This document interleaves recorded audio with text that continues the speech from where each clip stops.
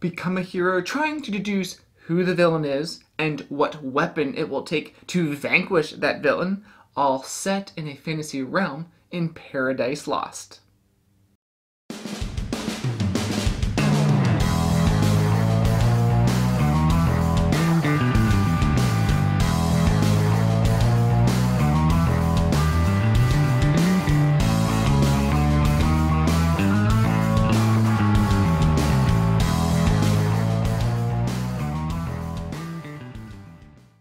Welcome to Tanger Mouse Studio D. I'm Kevin Delp. Paradise Lost is a deduction-style game for 2 to 5 players that takes about 45 to 60 minutes to play. It's being published by Green Feet Games and is on Kickstarter this April. Let's look at the prototype components. There's a game board, deduction sheets, heroes, cards, tiles, coins, crystals, cubes, and more. Now, I believe there will be miniatures in the game and card holder trays that will act as player screens, and we didn't have those in the prototype. Here's a quick overview of Paradise Lost.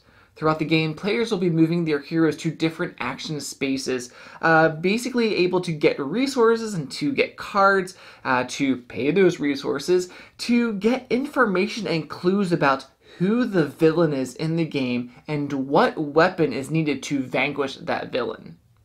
At the beginning of the game, you'll secretly put in one weapon and one villain into the envelope. No one, not even you, knows the details of the contents.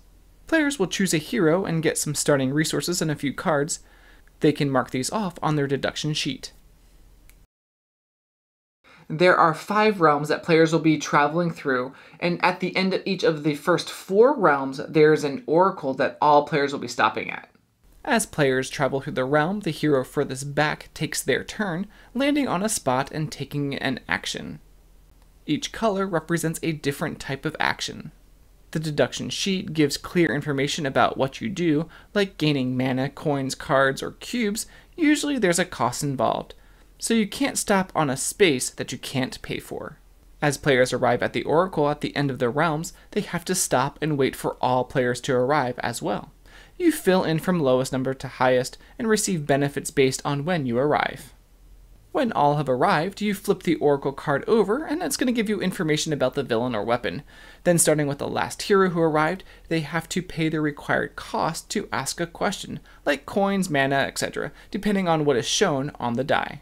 You'll ask the question to the player on your left, and it must be a combination of 2 things, villains and or weapons. So I could ask, can the villain be vanquished by the flaming arrows or the magic wand? Now, if that player has one of those items, then they have to show secretly that item. But they have both, they get to choose which one they show you. If that player doesn't have either, then they basically say, I have no answer. And the question continues to the next player who hopefully has it, and if not, they go around the table until someone hopefully shows you what you're looking for. If your hero is on the number matching the die value, then you don't have to answer questions from other players.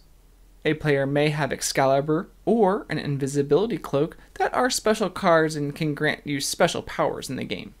Then after everyone's had the opportunity to ask a question, it's time to move on. You'll roll the die for the next oracle.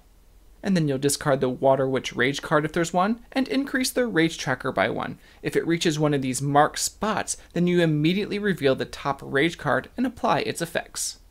During the game, you'll be looking for the villain's hideout as well. You'll be trying to adjust the hideout clues to point to the personal hideout you received at the beginning of the game. If successful, you'll be able to stake the first claim on who you think the villain is and what the weapon is. There are ways to manipulate the tiles when leaving oracles by paying Seeker cubes.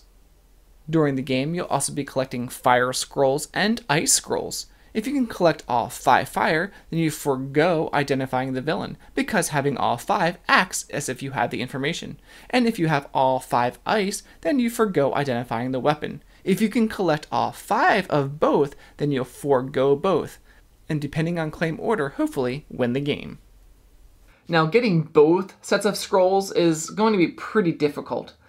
The game's going to come down to who can claim first and correctly guess who the villain is and what the weapon is. And the game has a good deduction feel to it. And the player deduction sheets are laid out well. I like that it has a lot of helpful information about the different locations on the sheet. And the board itself gives clues with the various matching icons too, like for the wildlands you have an icon with lots of colors on it. There are a few different types of cards that can help or hurt you at the various locations. Like the Black Swan cards, this one says take 2 Seeker Cubes from any combination of players or the supply. Or you could lose a Seeker Cube.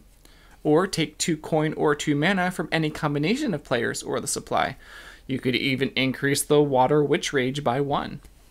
And there's Truth Seeker cards that do things like exchanging Oracle cards, gaining resources, and even paying mana to look at a random Oracle card.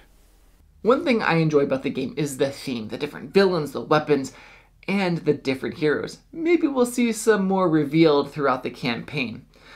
Each hero has an ongoing ability and a special ability. There's Alice, who can copy locations on a wildland and once per game can manipulate a hideout tile. Aladdin can gain mana at shrines and once per game gain a scroll. Beowulf, he can gain extra mana or coin at Bard's Tales and once per game draw an additional Truth Seeker card. Billy Goat Gruff ignores Water Witch Rage cards and once per game can get a Seeker Cube. Hercules can get coins and once per game cancel a Black Swan card. Merlin gets scroll cards and once per game ignore a Witch Rage card. Perseus can get mana or coin when they reveal an Oracle card and once per game ask a question for free. Red Riding Hood gets additional coins or mana and once per game peeks at an Oracle card or hideout clue. There are even ways to make the game harder by adjusting the Witch's Rage tracker or making things cost more, and there's even a team play variant. The board is cool with it being shaped like a pentagon, the art's very good in this game, the monsters have a great look to them. I look forward to seeing what the miniatures will look like, and the die is nice and chunky. I would say this game reminds me a little bit of the game Takedo, where you're moving players along a path, and whoever's furthest back gets to go next. And a little bit of Clue, where you're trying to deduce things, and in this case, villains and weapons, and you're asking another player what they have. So if this mashup sounds interesting to you and you like this fairy tale theme, then check out Paradise Lost from Green Feet Games on Kickstarter this April, and we'd love for you to subscribe to Tantrum House.